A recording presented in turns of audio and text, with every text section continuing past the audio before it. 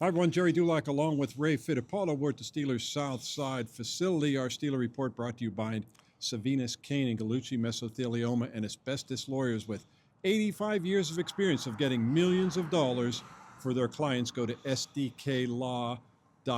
And Ray, we had a chance to talk to the two coordinators today, Arthur Smith and Teryl Austin, as we do every Thursday. And, Arthur Smith asked about what can this offense do differently after what we saw against the Buffalo Bills, just one touchdown, fewest completions of Aaron Rodgers' career in any game in which he started and finished.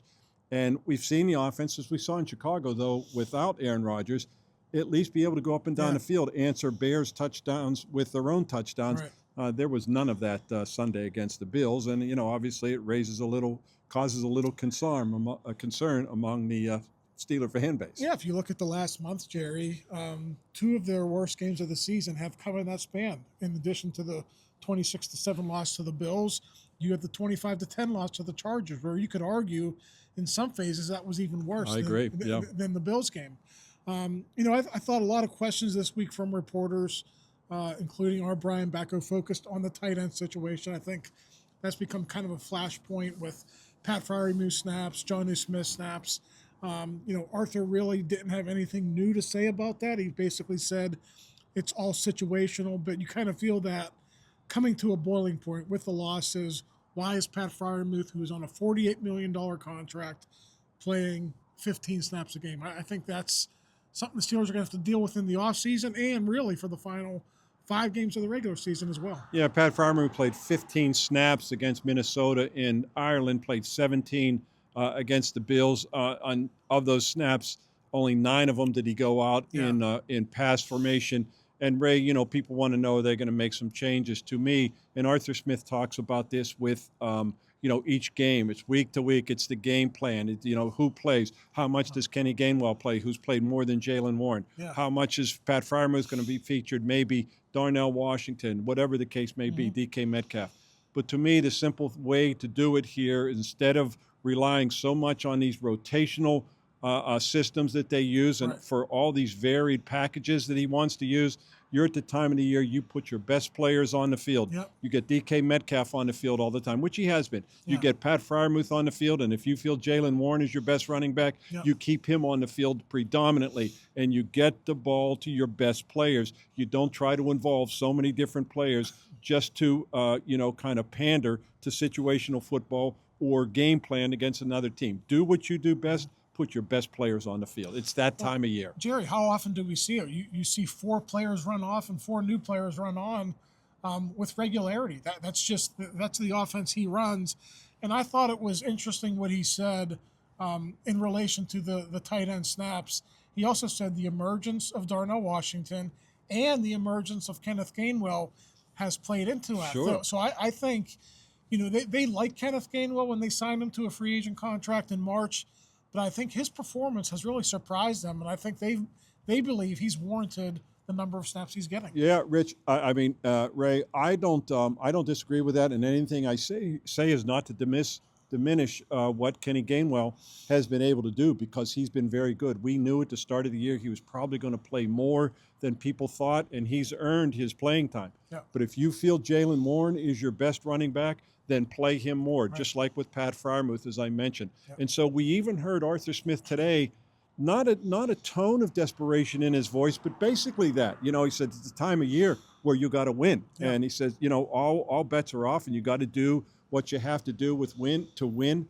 And that even goes as far as Adam Thielen. How much might he play this week? I asked him, I says, what's reasonable to expect? And he said, this time of year, you got to find something that works. Now, we'll see what happens with him. But I will say this, Ray, Adam Thielen is the exact kind of receiver that this offense needs. And he alluded to this to a degree, Arthur Smith did.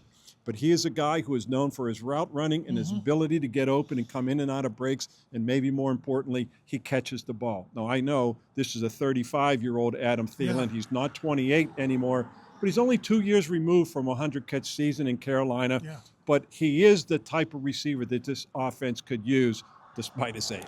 Yeah, Gerry, if you look at the box score after, I'd say 75% of the games, the leading receiver a lot of times is 5 catches for 34 yards, 6 catches for 45 yards.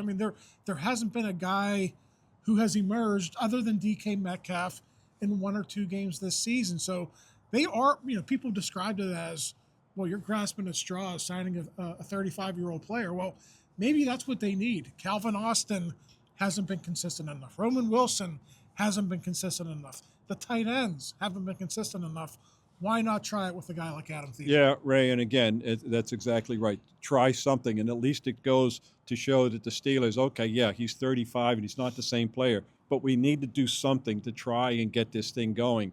And we'll see how they use Adam Thielen. Now, of course, a big question going into Baltimore. We saw what happened last week against the Buffalo Bills, 249 yards rushing, 142 by James Cook. We know what happened the last 2 games in Baltimore, Week 16 last year, 220 yards. The divisional wild card playoff game, 299. That's 519 yards in 2 games. Derrick Henry had 348 of those yards.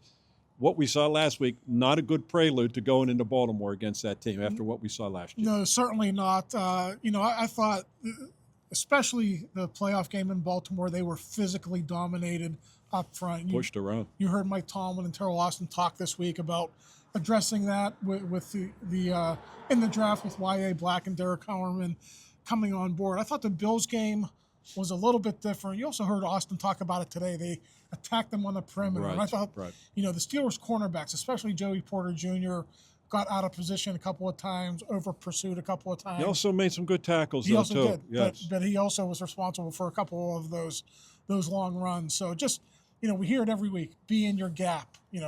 Be sound in your technique. I think they need that more against the Ravens. You got to be physical.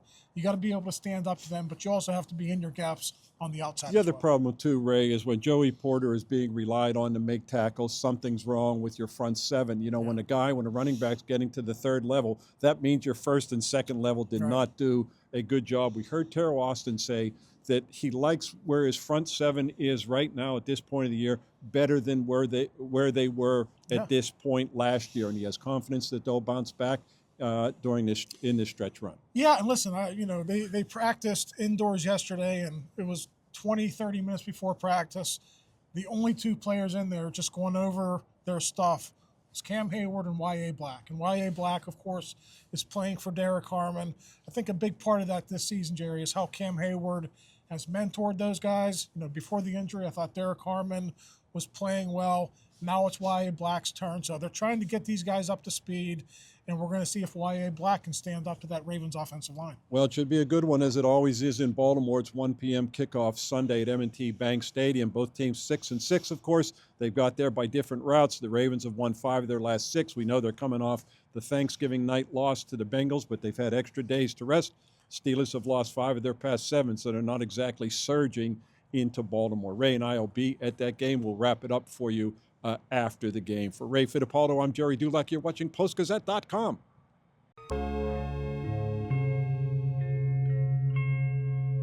Thank you for checking out this content from Post-Gazette Sports. If you watch this video on YouTube, please like the video and subscribe to our channel. For all of the sports coverage the Post-Gazette has to offer, visit post-gazette.com.